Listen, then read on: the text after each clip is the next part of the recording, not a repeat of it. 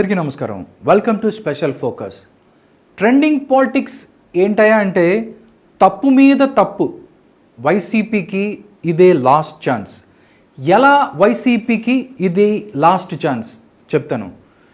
TDP అధినేత చంద్రబాబుకు తాజాగా మధ్యంతర బెయిలు మంజూరైన విషయం తెలిసిందే.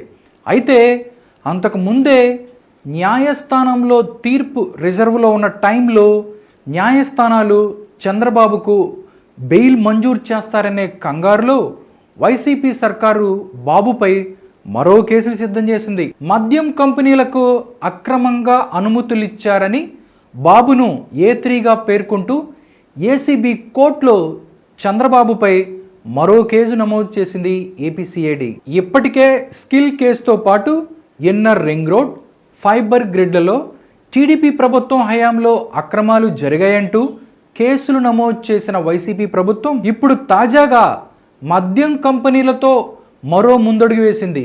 దీంతో ఇలా బాబుపై ఒకదాని వెనుక ఒకటి కేసులు వేసుకుంటూ వైసీపీ ప్రభుత్వం టీడీపీ పార్టీని కంగారు పెట్టాలని భావిస్తోందా, లేక చంద్రబాబు బయటకు వస్తే తమ పార్టీ గాలి పూర్తిగా పోతుందని కంగారు పడుతుందా అనేది ఇప్పుడు రాజకీయ వర్గాల్లో హాట్ టాపిక్గా మారింది.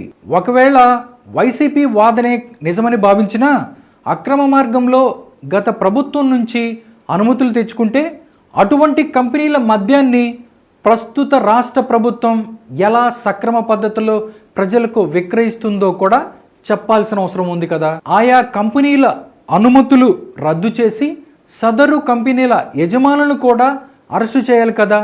అసలు ఇలా అక్రమ కంపెనీల మద్యాన్ని గడిచిన 4.5 ప్రజలకు విక్రయిస్తున్న ప్రభుత్వాన్ని కూడా దోషిగా నిలబెట్టాలి కదా.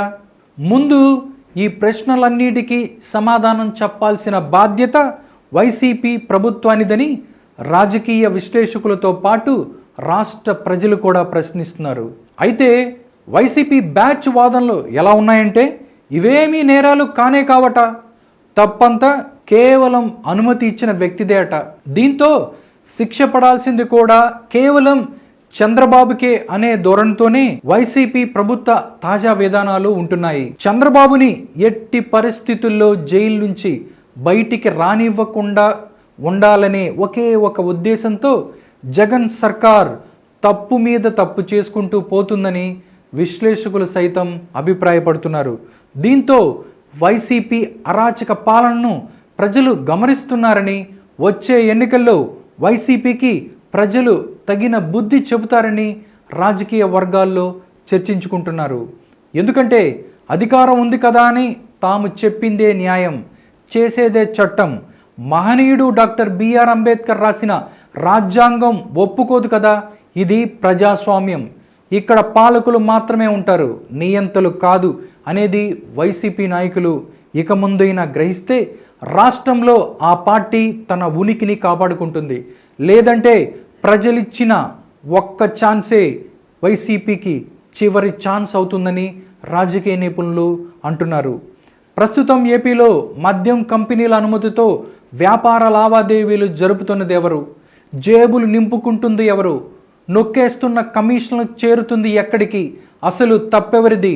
అనుమతులు ఇచ్చిన వారిదా, లేక ఇన్నాళ్ళు తప్పుడు అనుమతులతో మద్యం వ్యాపారం చేస్తున్న కంపెనీల యజమానులదా, లేక ఆ కంపెనీలతో వ్యాపార ఒప్పందాలు చేసుకొని దోచుకుంటున్న ప్రస్తుత ప్రభుత్వానిదా అనేది తేల్చకుండా అప్పుడెప్పుడో అనుమతులు ఇచ్చారంటూ చంద్రబాబుపై రాజకీయ కక్ష సాధింపులో భాగంగా కేసులు పెడితే రాష్ట్ర ప్రజలు ఎందుకు ఊరుకుంటారు? సరైన సమయంలో జగన్ ప్రభుత్వానికి తగిన బుద్ధి చెప్తారని సర్వత్రా చర్చించుకుంటున్నారు. ఏది ఏమైనా అధికారాన్ని అడ్డం పెట్టుకొని రాజకీయాల్ని అపహాస్యం చేస్తూ వైసీపీ ప్రభుత్వం రోజు రోజుకి ఊహించని విధంగా దిగజారుతోందని, దీంతో ఆ పార్టీకి మొదటి అవకాశమే చివరి ఛాన్స్ అయ్యేలా ఉందని రాజకీయ వర్గాల్లో చర్చించుకుంటున్నారు. ఇది ఇవాల్టి స్పెషల్ ఫోకస్. మరో స్పెషల్ ఫోకస్తో మళ్ళీ మీ ముందుంటాను. అంతవరకు సెలవు. నమస్కారం.